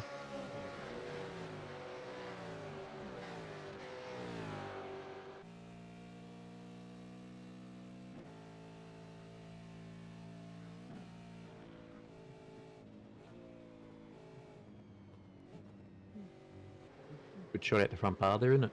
Yeah. Attacking every curb. That's what they're there for. All the road and then some. Yeah, that's what they're all there for. Where's Marty the dog? Marty's been traded in this season. Going with the chubby girl. Baldock under a bit of pressure from Monday here. Monday nicely slides up the inside. And And Patto's still under pressure again. These boys still going toe to toe. As we start lap 41.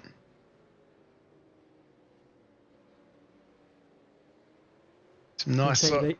You can see these two have been racing for a while because, you know, it's split 4 and they're racing so close and so clean.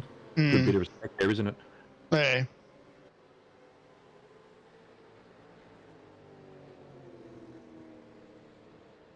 I think Whiting's just gone a little wide there. There's my friend Slater. Here he comes. They updated the gyros. Let's see how they work. I think Sean's tyre's getting a little bit old here. Of course, he pitted back on lap 24. Yeah, he'll be out of rears by now, I would have thought.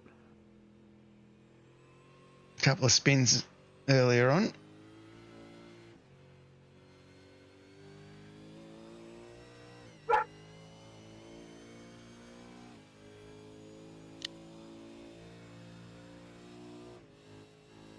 See how they really attack the curbs through here.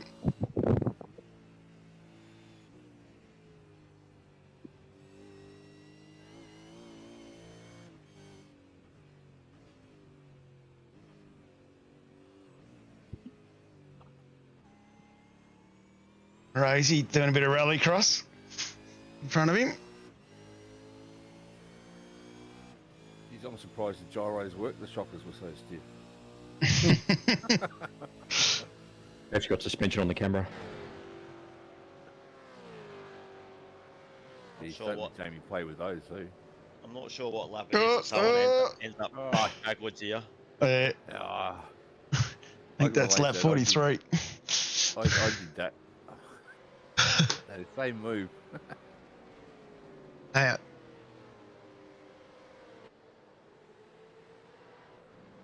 Still going. Yeah, still going. Good little battle.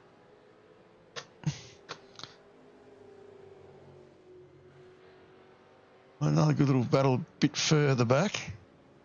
And we just saw Wilco go off, I think. We'll go back to field battle in Patterson. This is picturesque. I think Patto was in the chat after the race, I think, saying how good the battle was. So when you have a night like this close to someone for so long, turns it into an absolute cracker.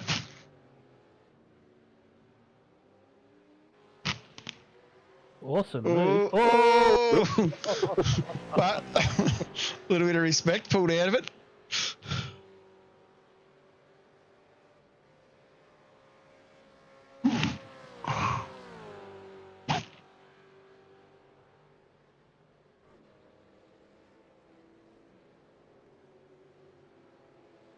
When do you find out, or where do they post what the penalties are from the race if people got them?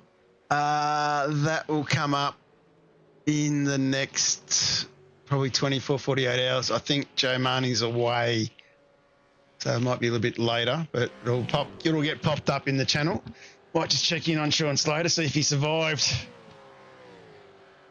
going through the roller coaster the first time. And we might just put the instant replay on.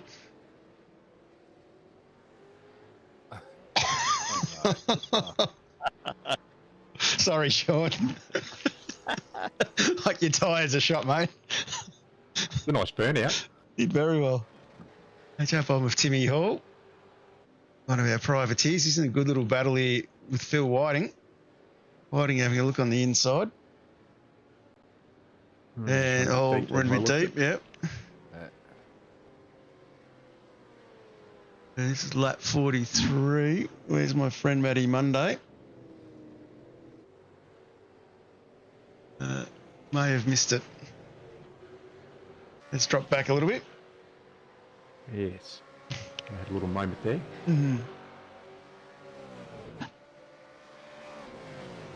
Good little battle here with Neil. And that's Logstale. Oh, that was... I think he caught it going. Yeah, he got it going again. Bulldog's still fighting quite hard there in the top 10 in 8th. Well, David, still going. Bulldog could get the nosebleed, mate.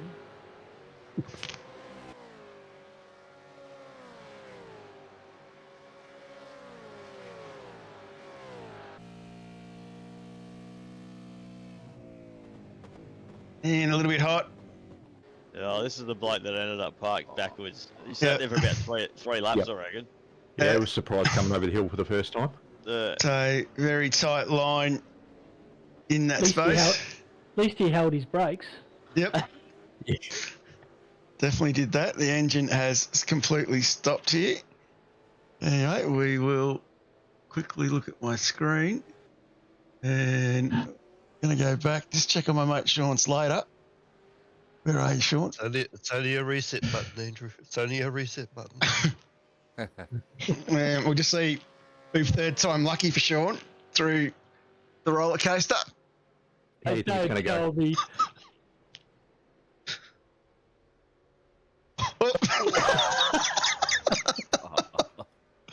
You can't park there. Maybe had 2 reset buttons. Three. Oh no. And It's like driving in the Simpson here's Desert. Pico. No, Pico, no. There he goes. And we might just go back up the front and see what's going on up there after all this action. And we still have Glen Boyce in front from Russell Uren. And I'm going to turn comps back on. Of course, this is lap 44 or 48 at the moment. Boise starting 45. Yeah.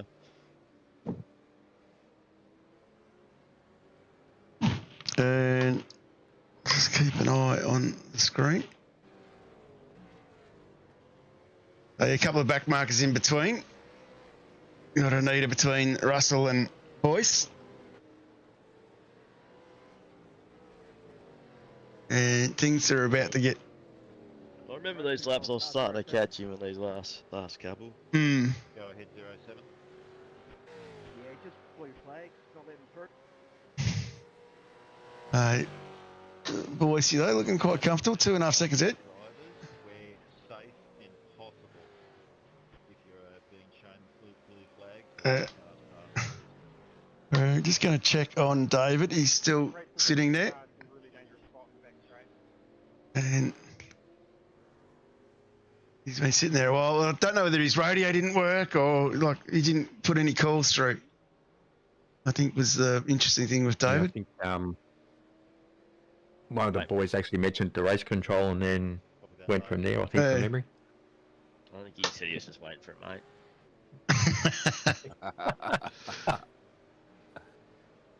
And still I there. thought that guy's up to now. Just waiting for a mate, guys. Strategically placed in the middle of the track for sponsorship. There. Oh, I've got him down to 1.2 seconds now. And the safety car. There we go. It's done. It's going to finish under safety car. Actually did a good job to get the lap in the end. So the safety car is rolling out, about to roll out on track. So the leader at the moment is already passed. So we've got to wait a lap for the cars to go around under safety car. And I know myself with my shot tyres, this is going to be interesting. So I think I'm sitting in 12th at the moment. Baldock in 9th. I was actually feeling pretty good at this stage, so I was spewing about the safety car.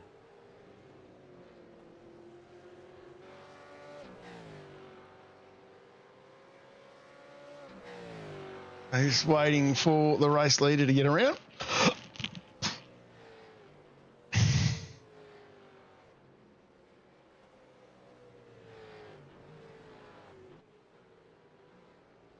This gives a chance for Patto and Bill to catch up. Yep. Chance for everyone to catch up.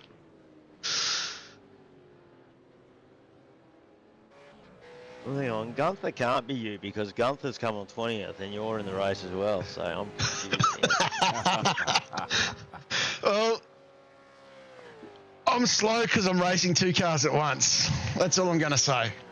Side by side, you did a good job. We have to look into this. Pretty impressive job, to be honest. So when you talk about left foot braking, yeah, I'm also left foot accelerating on that side. You own 2 rigs. That is impressive. Safety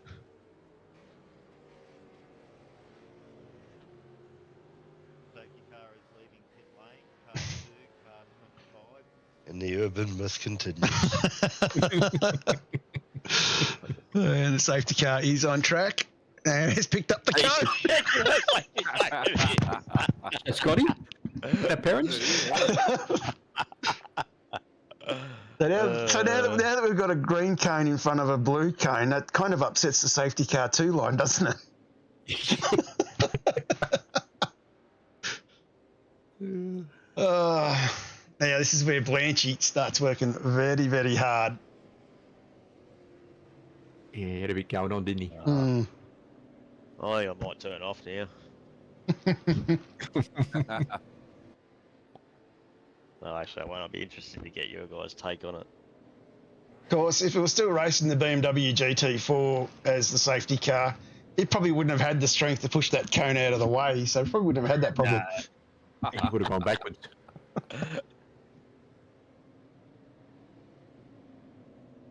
Lucas has done well to handle all the power.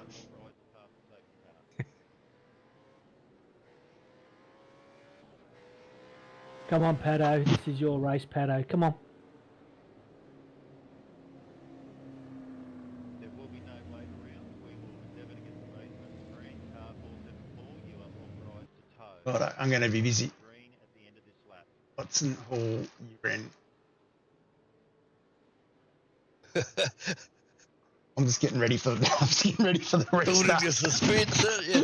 Where are they all sitting up on the list here at the moment?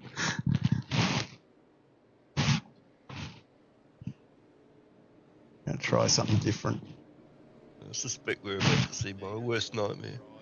Safety car.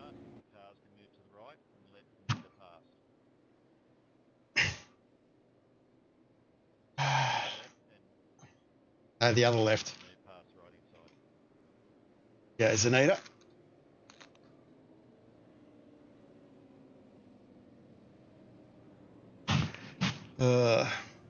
Great looking livery anyway. We'll say that much. Good looking car too. Has anyone driven it yet? No, I did buy it. Yeah, I did. I bought it and took it around Bathurst. It's a bit of fun. Just a reminder that we'll be going green Watson, into this lap. Watson. Wave around. Just a reminder to cars that are a lap down that are in the group because we don't have time to clears. Start. It's actually off. Know what happens. Great debut for Uran. Great debut.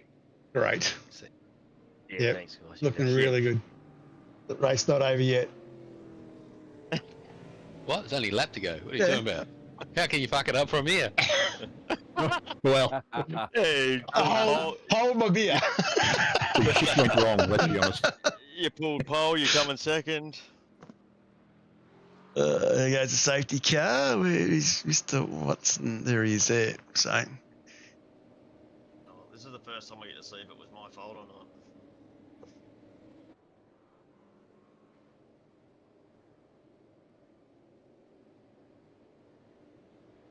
And I'd be right in his clacker. Like, literally. yeah, just touching his bumper. Yeah. I'd be Yeah. bumping him. And we are back racing for a one-lap dash. Winner takes all. Heading down into turn one. And here comes the rest of the pack. The first four cars get through cleanly. As going to quickly jump back to the pack with four cars wide coming into turn one. What can possibly go wrong here? Who knows? We're about to find out. We've got a few. That's Bulldog in the thick of that as well. That's quite a few in the background there. We're going to get back to those leaders in a second. We're just going to stay with these guys for another two corners. Still guys going everywhere here. And it's supposed to be another. Have I got the wrong guy? And Here we go. Oh, here we go. We'll go back up to the battle at the top here, coming up the hill. It's about And 11. Boyce looking very settled as we come Pretty nervous, I reckon. for that lap. heading up into the oak tree. He goes up the inside. Uran pokes his nose through. He's come in hot though. He's come in hot. It's a loud Boyce back under the inside. Oh no, it's the over and He's gone under. wide. Now we're coming back down the Madison Avenue. Both cars side by side, full acceleration, changing gears. Uran out on the outside, holding the line. Boyce drifts over a little bit. Oh no! No! He's gone! He's gone! It's all over! The rookie has thrown it away! And he's going to get it back on one wheel! What else was I supposed The to car do? is wrecked! And As he's we still come beating back, Mustangs. coming down the hill, as we head down through the pig pen for the hog pen for the final time. Glen Boyce will be the inaugural Split 4 race winner. Shane Patterson will bring it home on the podium in P2, followed by Matty Beale. Matty Monday recovers back for fourth. Jeff Sandford in fifth. Great drive from him being up the front all day. Neil Waters from player one continues to run. Phil Whiting in seventh. John Van Ree in eighth, up 4 spots on the last lap. Dave Holly in ninth, and Steve Luckhurst from Southern Cross Racing rounds out with 21 car gain in 10th. And 11th is John Lee, Vaughan Robinson, Gunther von Nordschleife up 13 spots in 13th. Ross Watson, Carl Pickering comes home in front of David Baldock. And then we had friend Uren manages to drag it home in 18th. Tim Hall in 19th. Bilko in 20th. Anita 21st. Sholton 22nd. As these guys have crossed the line. Sholton, Wilbro, Darren Vermey, Adam St. John, Simon Pitt in 26th. Phil Marsh 27th. Sean Slater 28th. Rose 29th. Mick Rudd is home in 31st. Straight in 30th. Michael Mills home in 31st. And Tim Vermey, David Logsdale, David Sheriff round out our finishing order. That was hectic. That's all I'm going to say. Chaotic end to the race. What's your verdict, boys, on that? Definitely your fault. That's previous one. Let's have a look from a different angle. Of course. That's where Yeah, it's got to find it first of all. Just wanted to say to all the split 3 drivers not to expect me to call a finish like that on the way home. That was well done, John. I'm going to go back to... You did a bit of practice. Yeah, I've done it a few times. Yeah, it's something I aspire to, but don't expect it tomorrow. Let's see. I'll just give you your best crack. That's all we can ask for. Let's see if we can find the bloke that's back in here. Here we go. If I can quickly hit that button. For me, you've held your line. He's drifted across that little bit. Net code. A little bit of net code? Yeah, a little bit of net code in there. For me, personally, it's a 50-50 racing incident. 50-50. This is me personal. It's got nothing to do with anyone else's race control bits and pieces. But yeah, it's a bit of a 50-50 for me. I reckon they'd all that no further action. Yeah, it'll be. Look like they got sucked in together. But I'm not race control, so. Yeah, it's a tough. Put it this way. Whether it was a little bit of net code or whether it was it's still just a racing incident, isn't it? Yeah, it is a tough one for race control to look at, and like we could go on board and have a look at wheel angles and various things, and who was overtaking who at the time, and all the rest of it. But I think this for a last lap, 1 lap dash battle, I think was pretty exciting watching these guys come up here through Lake Tree. I think that's the thing. Like we kept it pretty clean. Like so, it was still certainly going to make the rest of the season interesting. And look, if it was me, I'd probably put this on the same page as the Carlos Sainz. And Checo. I'd put it on the same page as that, really.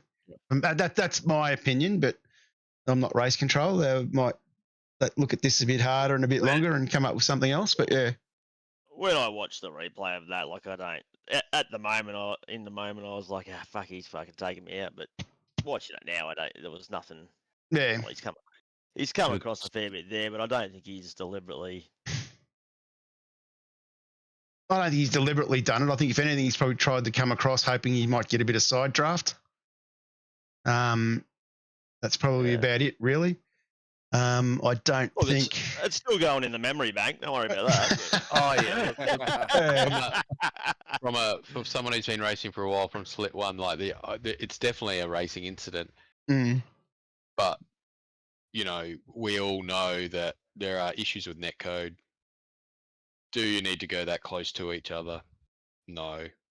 You could. Yeah, like I couldn't have gone much more further to the right. Could I? No, that's right. Yeah. That's right. No, as Glenn's just said in the chat, definitely wasn't deliberate. I think it's to me it's a racing incident, or probably a little bit of the net code. He's been sucked into you, or it's just he's drifted across that a little bit, not realising exactly how close it was. That's right. Yeah. Sometimes it's just it's pretty heartbreaking though when you like not that it's anyone's fault, but when you practice all week, then you qualify first, put in 48 laps, and that happens in the last straight. But anyway, Glenn doesn't think so. Hey, Glenn doesn't think so. No, he's stoked with it. He reckoned it was all right. He's not going to think it's so. He's not going to think it's so funny next week. I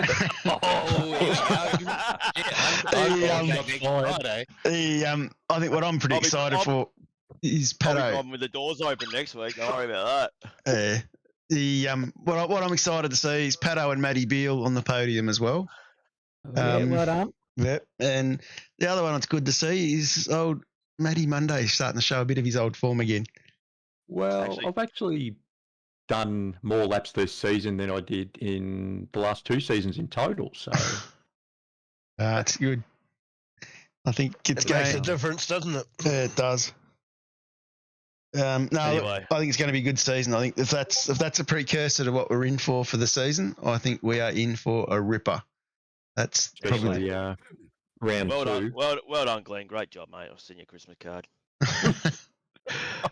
Challenge accepted. Ooh, look out. I'm jumping, fellas. Great racing. Great no worries, Tim. No, that's all right. See you soon. Yeah, I'll send you a message. There's something else. No worries. Too easy, Tim. Great having you in. Good to have someone from Split 1 drop in and say good day. Just wanted to quickly say that next week we are at the one and only Road Atlanta. I know we were there last season, but we're back for a 200k race, 50 laps. It will be an epic battle. It is another one of these up and down American circuits that will definitely test everybody out again. I think there's a few boys that missed round 1 that'll be there for round 2. And I think most guys have had some great battles with other drivers on track, and I think they'll be looking forward to doing that again. The setup's not too bad either. I had a quick steer before I hopped in here tonight, so it's actually not a bad setup. Yeah. Mark Dial will be really pleased to hear that. Well, I'm not going to say anything because I've done a few laps, and yeah, I'm not saying nothing. I actually did a few laps before jumping in here tonight. And it's slightly better than season 20, I reckon. Yeah, he's done a couple of little tweaks, what I've heard. So Is that possible? Yeah. Is that possible? I don't know. But all I'm going to say is turns 10A, 10B will bring a lot of excitement again next week for our broadcast. We will be back again. We will be, everyone knows what it is. We'll be back again, of course. One thing we've got to do first is our drive of the day, boys. Did anybody want to make some recommendations there? I think Steve Luckhurst was up 21 spots in the top 10. I think he's probably my choice. Yeah. What about you guys? That's a good run to come 21 places. I reckon the winner is. The winner is, give me 2 seconds to type it in as we sit there, is the one and only Steve Luckhurst with a great drive. And I think he's done very well to get himself up into that. So well done, Steve, with that. Good effort. Not good effort on cameras, but he's in there somewhere. No, I mean he's driving. Yeah. No, great drive by Luckhurst there anyway. So Steve Luckhurst is the first Split 4 Chubby Buns driver of the day. So great thank you again to the team at Chubby Buns Burgers in Sydney, located in 6 various locations. It was about this time last Friday night that I was enjoying a Chubby Buns burger at Greystones. And I got to say, second one I have had. And I'll tell you what, they are bloody terrific. The Chubby Signature, I rated 10 out of 10. So if you are in that Sydney area, I highly recommend you go check them out. They tell me that the venue down at Punch Bowl serves them even better. So that is Steve Luckhurst, our Chubby Buns drive of the day. So congratulations, Steve, on that. And, of course, next week we are at Road Atlanta. Great to have some new drivers with us. Great to have some new boys in the chat as well. Great to have Russell Uren, the rookie, the man, the myth, the legend, with all the action in the last lap. Matty Monday, of course, the master fish, I like to call him. And Mark Dial. Thanks very much. I'll send you the check. Mark Dial. And, of course, the last thing I'm going to say before everyone bugs off out of our chat is make sure tomorrow night, I know I have a date with the Pro Series qualifying, but make sure you get in and check out the one and only Andrew Johnston and the team AJR Broadcasting coming to you live from the sheep shed or shearing shed from New Zealand for the Split 3 broadcast. And that will be followed by the one and only Hamish Munro and Scotty Gamble for the Split 2 broadcast. So in for some crazy action of 2 hours of broadcasting tomorrow night. Sorry, not 2 hours, 4 hours of broadcasting tomorrow night. So absolutely spoilt for choice. And, of course, Pro Series is the top 15 as well, shootout. So definitely a busy night on the broadcasting side in iRacing.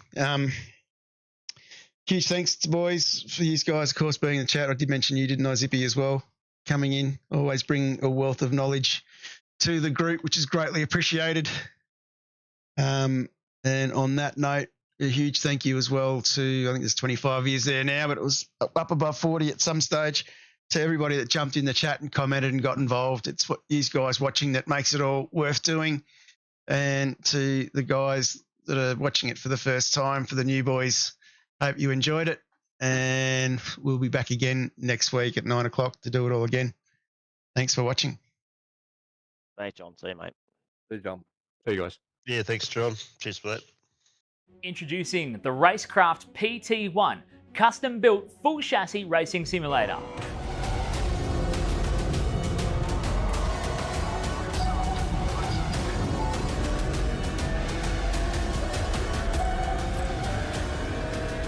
The design project, codenamed The Cage, an 80/40 extrusion chassis sitting on top of a Sigma Integrale DK2 Plus 4-point full motion actuator system.